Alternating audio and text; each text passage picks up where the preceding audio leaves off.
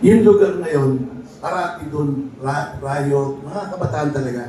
Alam ng Station 4 yun. Bakit hindi sila naglalagay na doon ng outpost? Yung mobile outpost, may mga cycle, ano naman sila. Lalo na yung wee hours, yung 12 hanggang 3. Gising pa yung mga yun, nanggugulo. Ngayon, ang tanong ko ganito, Mayor. Sabi mo kanina, i-record I-record na sila. yung mga pangalan ng mga ano. Ibig sabihin nun, pag ni-record, Sasabit sa school. ng police at saka barangay. Paliwanag mo nga parang Lahat ng minor data na na-involved on those who violated the ordinance, future ordinance, with the records to be submitted to their respective schools. And at the same time, it will be all part of our records in UDM and PLN. kasi Ngayon, pwede sila mag-aaral sa Maynila, bakit tanggapin sila sa private? Kasi sa Maynila, hindi pwede. Sa private, bayad sila. Kung tatanggapin pa sila. Lalo kung expulsion yung nangyari sila. Expel ka ba? kasi ganito na yun eh. Yung mga involved ng saksakan, yung inuman, mga pangkat ng mga kabataan yun na minor, tapos curfew. Nangyari po yun, curfew. Paano yun ba? Wala bang ano yung curfew law o ano? Araw-araw inuhuli. You'll see it in our chat group. I think, ngayon lang yata lumalim ang mata ni J.D. Lapuente. Hindi na siya mapagkatulog eh. Kasi talagang ano to eh, it's a cat and mouse. It's a perennial situation. Kasi ito, kinalawin kita. Kasama ng LESPO, pero hindi pwedeng naka-front ang LESPO. Yung civilian authority, which is in this case, MDSWD. Yung social welfare natin. Pagkalawin sa iyo, rehistro. Pagkalawin na magulang, labas. And so on and so forth. Kasi yun pala yung ordinansa natin. Safekeeping. Safekeeping. But, with this upcoming ordinance, kung ako bata, magdadalawang isip ako. O lilipat na lang ako ng, kasi pag na-penalize ako, lilipat na ako ng babasang Manila. Or, baka mayaman yung nanay nila, pwede sila sa mga private, marami namang private school sa Manila. Kasama ba dyan sa involvement na yan ng ano, yung PTA? Yes. Yung Barangay, barangay. PTA, city administrator, chief of staff, MPD, private sectors, principals, teachers. Ano to, it's really a tactical decision. Then para siyang the EO 29 is enabling this group to come up with a plan on top of whatever it is today with regard to safety of the environment, school environment. Ano pa pwede namin magawa? To be submitted before the Sangguniang Commission. Pangalawa yung tanong ko, ayon ka ba na i-censor na yung mga social media sa kabataan? Ako? Sa totoo? MTRC. Hindi, ito walang biro. Ito walang biro. Dami natin iniisip paano papatayin yung yung IP address. May VPN naman. Hindi makaka-access din. Ako, suggestion ko lang. Baka wala nakakaisip. Baka lang. Lahat ng social media account, we can coexist because it brings business opportunity and certain relationship to one another and reaching the world and in fact some of it learning outlet natin. But ito payo ko sa suggestion ko lang, gumawa kayo ng batas na lahat ng social media account ay verified. Tapos na usapan. Subukan mo mangupal. Subukan mo magbanta. Subukan mo mamolest ka. Eh, you are a verified account. Verified, there are things that you need to submit. Yung mukha.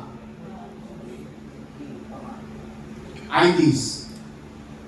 Oh, kung wala ka naman kinakatakot, bakit hindi mo sasabit ng mukha mo? Yan nga, hindi ka pala naka-iPhone. Hindi rin naka-iPhone to.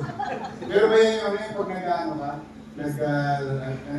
pag first time mo siya, ayun, meron ba? Ayun, sorry, you're not done that. Okay? So when you create an account, whether it is Fiverr, whether it is, the SIM cards must be registered. Implement nyo na gusto yun. Attached to a person, once you use a SIM card of a number, it is attached to you and unique to you. Once you are verified account holder, hindi ka na makakapag-dummy account. Hindi ka na makakapag-molestya ng bata. Bakit? Kasi once you are verified, you can easily be found by our enforcement unit, domestically and internationally. O di na mo pag hindi Latino ang lahat sa... So pwede ko sabihin, mungkahin niya sa... I-verify sa lahat ng account. Lahat ng account. Okay lang ako. TikTok, okay lang ako. FB, ano yan, Instagram, or kung ano man. But the one who's going to make an account, to socialize digitally, to engage digitally, must be a real person. Sa any person naman mo kami, real. Sa totoong buhay, hindi naman pwede 3 isko. Hindi naman pwede 4 isko. Hindi naman pwede 5 isko. Isa lang ang isko. Ako si isko. Okay na. Hindi talaga.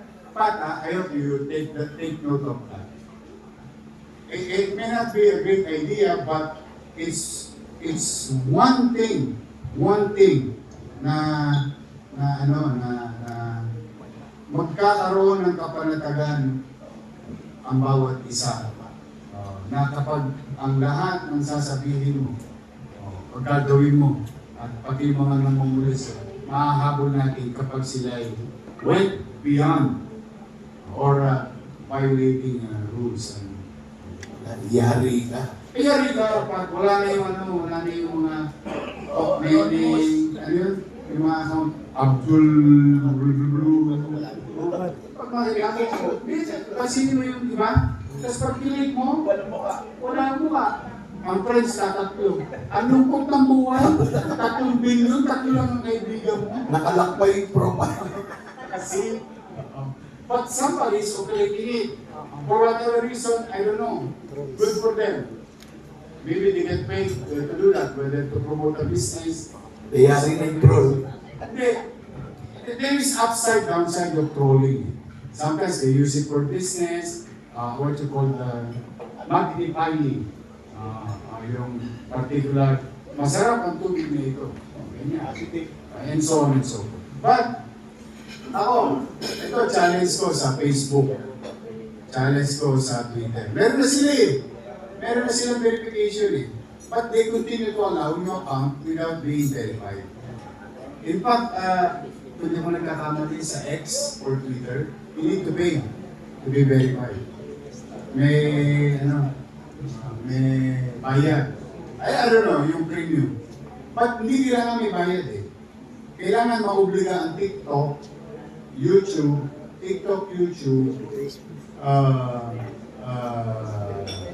lahat ng social media o social networking na ang mga account doon ay may tao sa likod and verifiable. Yun.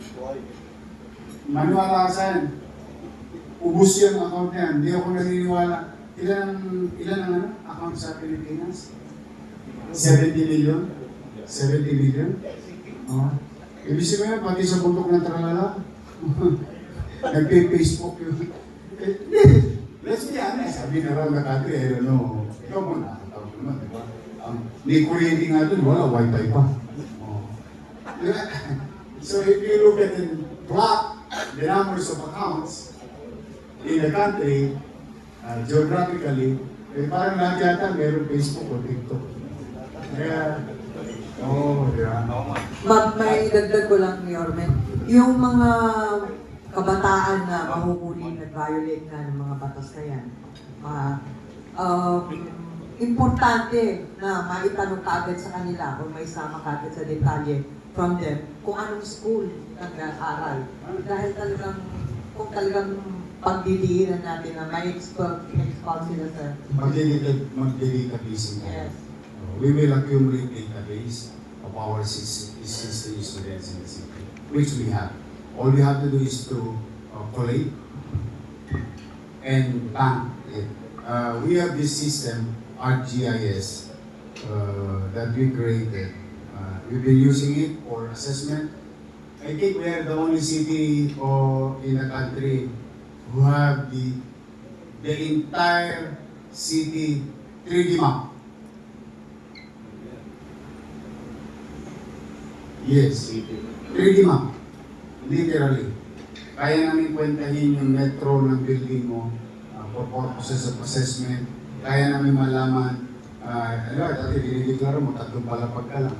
Tapos nakausog ka ng konti, 4 na palapag ka pala. So visually 3 ka lang, pero sa Manila hindi na. So these are the data gathering system of the city. Unti-unti, tapos kino-compartmentalize namin. Nandun yung kaagapay, nandun yung accident, heat map, baha, emergency, kung saan lagi may aksidente, crime, and so on and so on. If we put that name in our database, it will be forever there. So, alam namin sa eskwelahan ka, someday, somehow, we submit your name to PLM or UDM or a school. Ano ka target? Flag ka. Ayun, mahirapan talaga. Wala nang magiging buhay ang makulit na bata sa Manila. Kailangan na natin mag-disiplina. Wala nang future talaga. Last 2 questions na tayo.